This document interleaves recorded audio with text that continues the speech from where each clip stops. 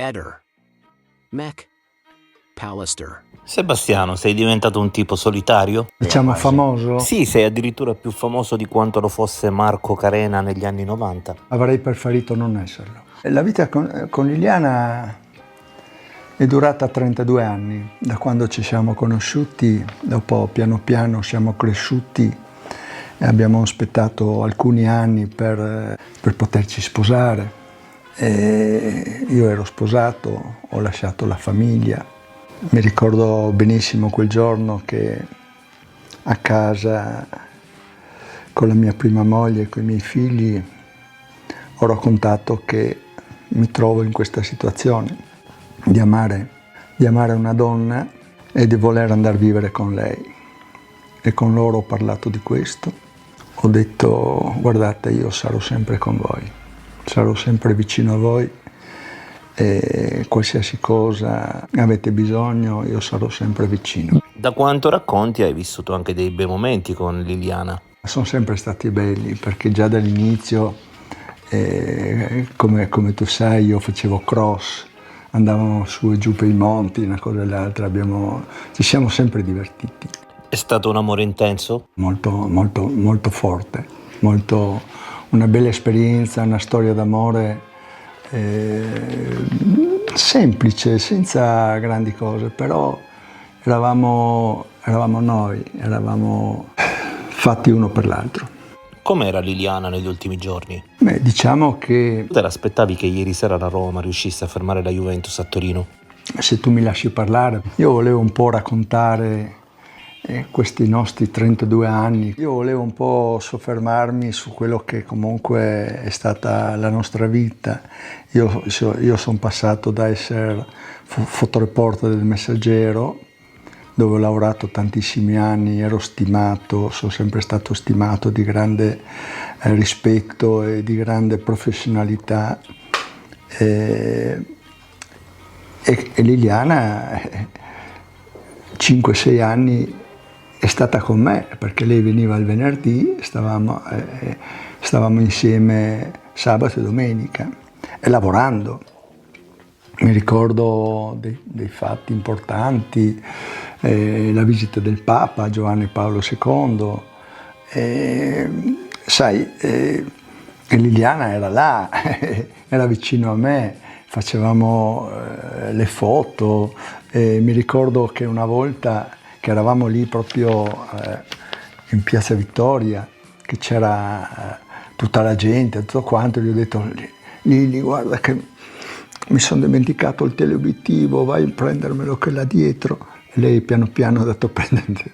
È una delle tante storie. Poi comunque mi aiutava con le foto di pallacanestro, stava sotto il tabellone, addirittura c'è ancora una coppa che la società di pallacanestro ci ha dato a Liliana per aver pubblicato una foto meravigliosa durante una partita, perché poi tantissime foto facevo io, tantissime faceva lei e 2 o 3 foto se le pubblicava sempre, una delle tante. Poi diciamo facevamo i nostri viaggi. Io avevo un ragazzo, Dario, che comunque era un bravissimo fotografo, poi ne avevo ancora un altro che mi sostituivano.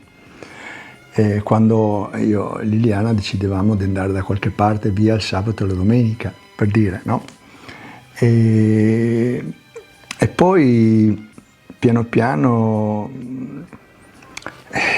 il nostro affiatamento è sempre cresciuto.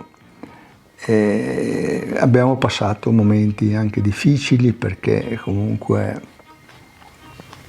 le cose non era tante volte facile, perché la famiglia sua, io avevo parlato con la mamma, avevo parlato con la famiglia sua e loro non sono stato visto bene, ecco, diciamo, perché comunque dicevano era sposato, figli, quello o quell'altro. Io ho detto: guardate, io ho già predisposto la separazione, appena possibile faremo il divorzio, dopodiché ci sposiamo, e così ho fatto. Io ho rispettato tutte le cose dopodiché nel 95 io sono andato a vivere a Trieste, sono andato via di casa. E poi avevo lo studio in Palazzo Lantieri e piano piano anche lì mi sono distaccato e piano piano mi sono trasferito a Trieste. Comunque devi pensare che Liliana lavorava in regione e comunque anche quando sono andato a vivere a Trieste, che comunque facevo sempre matrimoni, facevo sempre il mio lavoro di fotografo, quello che ho sempre fatto. Già facevi il tuo lavoro di fotografo, però come mi disse l'albergatrice, in giro eri molto vago sul tuo ruolo, così molti pensavano fossi un giornalista, un inviato. Come mai poi hai perso quel lavoro? No, perché quella volta, nel 95, è successo questo, che i due giornali si sono accorpati. Di conseguenza la nuova società ha deciso di tenere un fotografo per tutti i due giornali. Una volta c'era Bumbacca per il Piccolo e io ero per il Messaggero.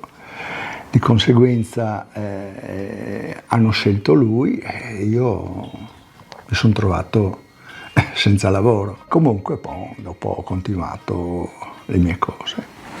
Poi continuando Liliana lavorava in regione, di conseguenza io praticamente ero a casa lunedì, martedì, il mercoledì, il giovedì. Il venerdì, il sabato, la domenica. Perché lei lavorava. E infatti per questo qualcuno ha iniziato a insinuare che tu vivessi alle sue spalle. Sì, ma facevo anche, se mi sono dato da fare come sai che non ci fermiamo di fronte a niente, no? E comunque è stata una bella esperienza. Poi lei è andata in pensione, non sono tanti anni fa. Comunque abbiamo sempre viaggiato dappertutto, dalla Spagna alla Francia, all'Austria, alla Germania.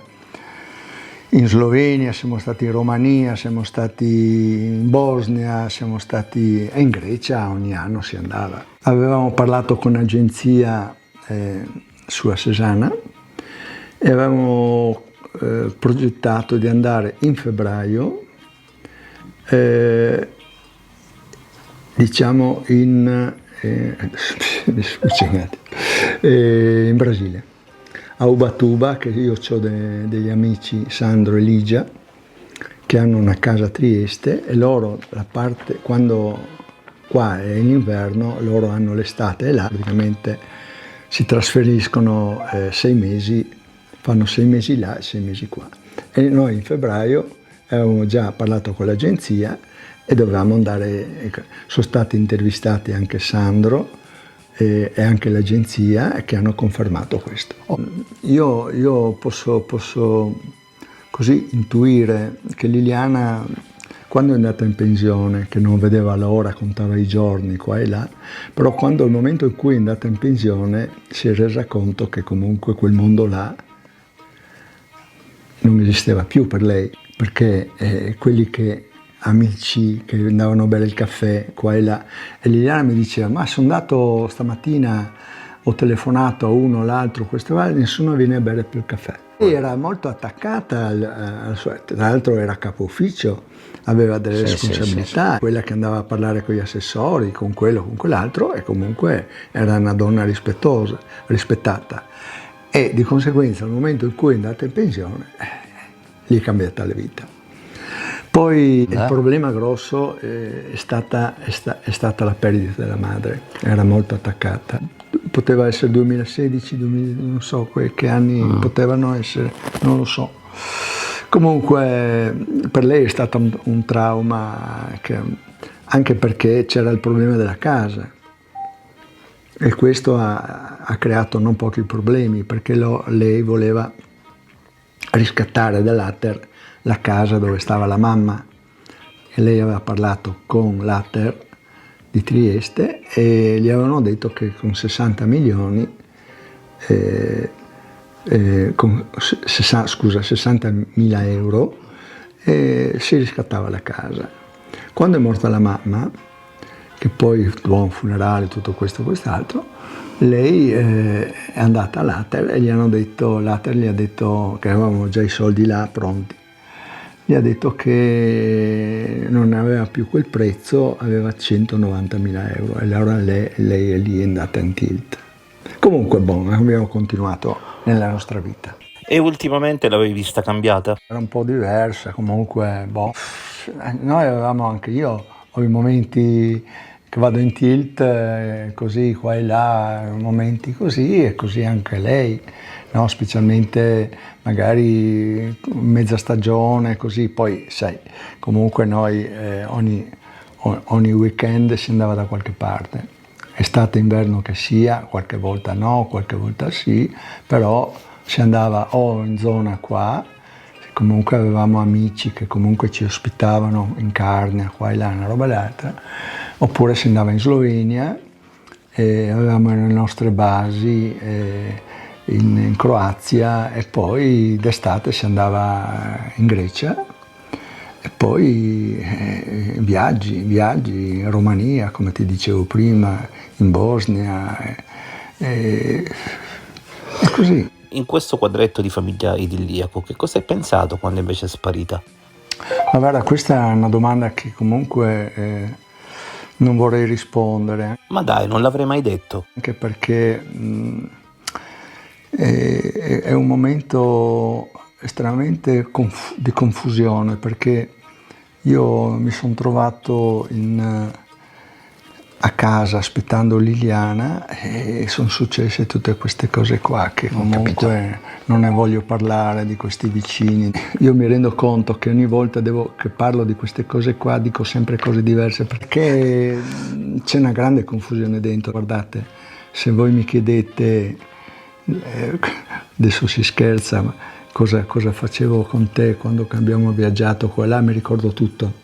Sì, generalmente una persona, tranne naturalmente a Trieste, quando racconta 100 versioni dello stesso fatto la si ritiene sospettabile. Nel tuo caso invece si fanno giusto 2 risate. È stata comunque è stata molto dura, anche perché mai più nella mia vita pensavo questo, ma poi questo lo abbiamo saputo successivamente, capisci? Non è che devi immaginare che ero lì, che aspettavo mia moglie qua e là, e sono successe queste cose qua che comunque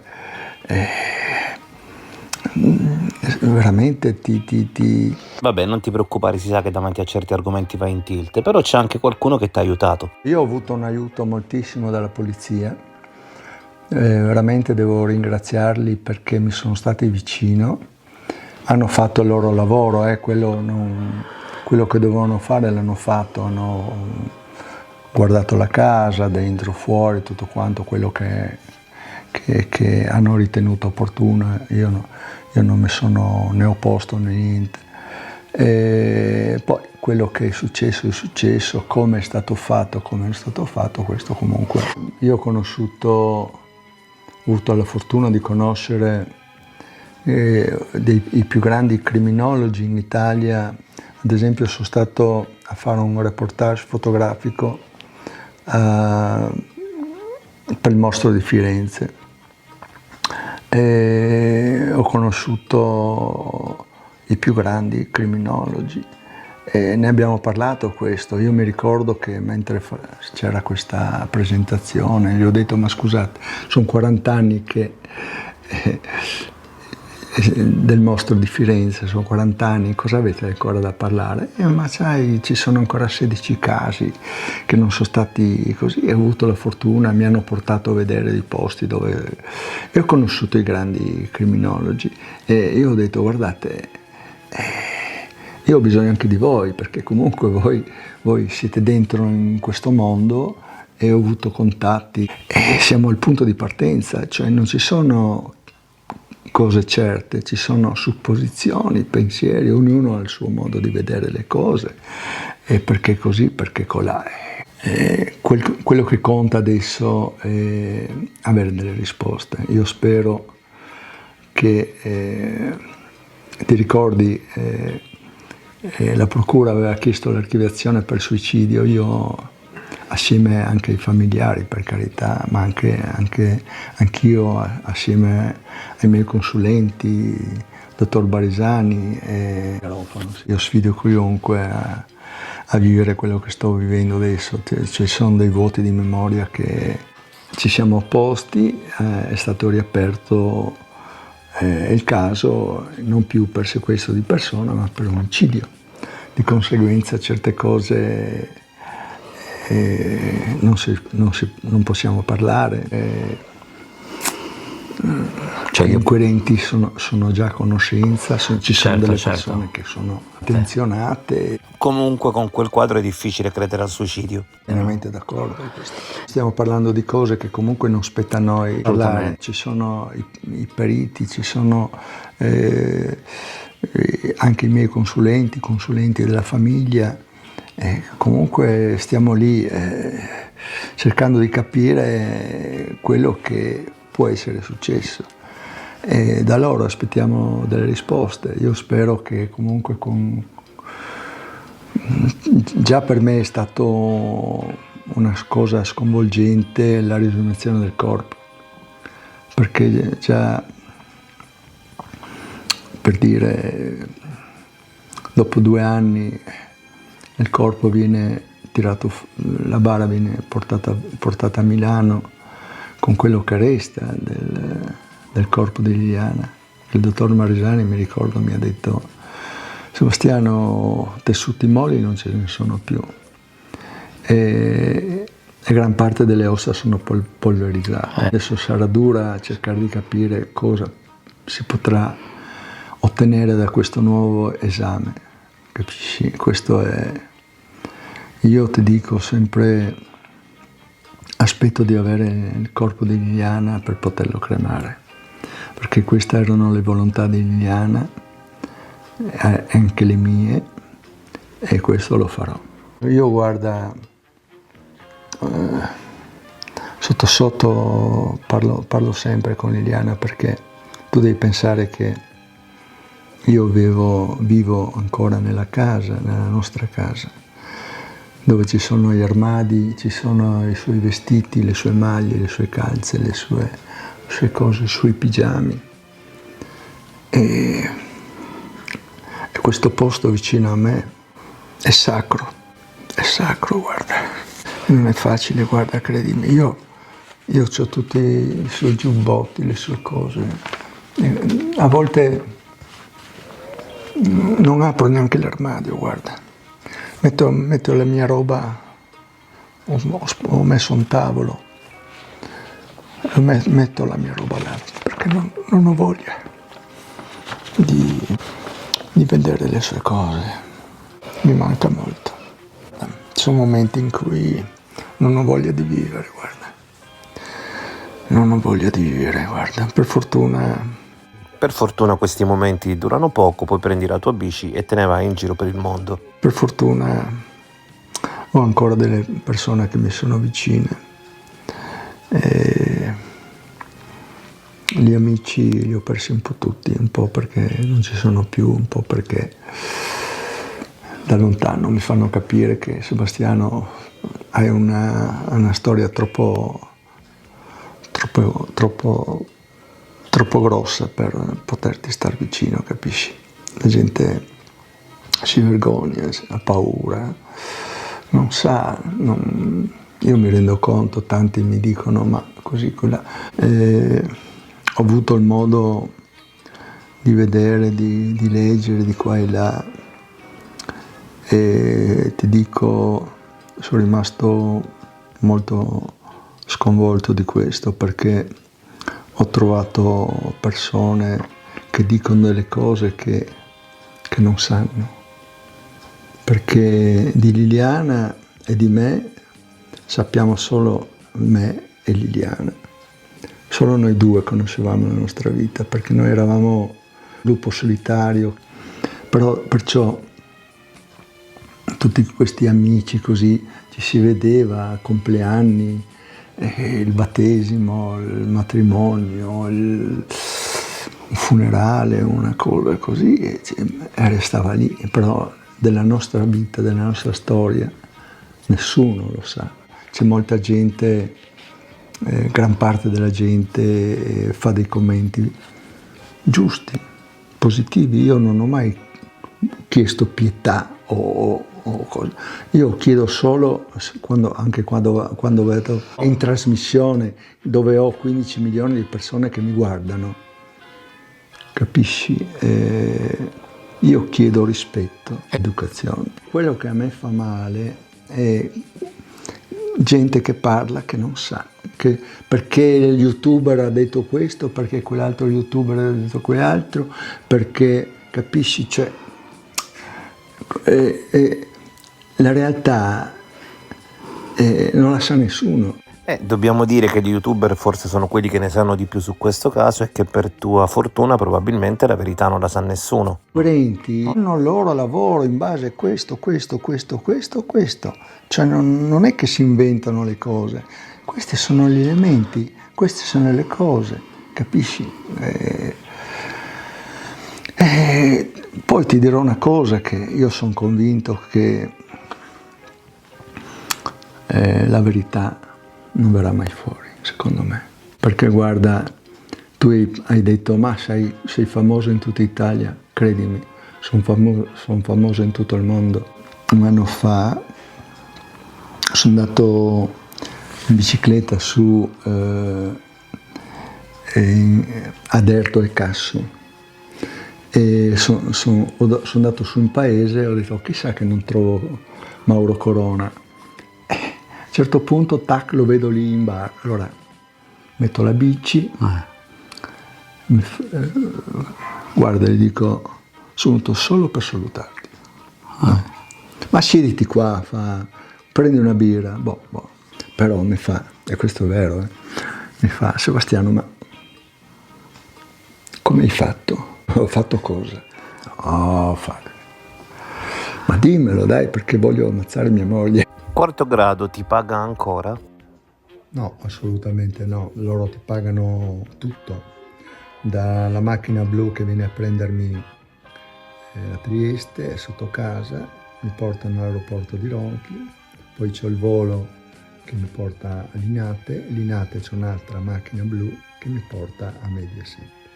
Lì c'è l'albergo, mi preparo e vado in trasmissione. E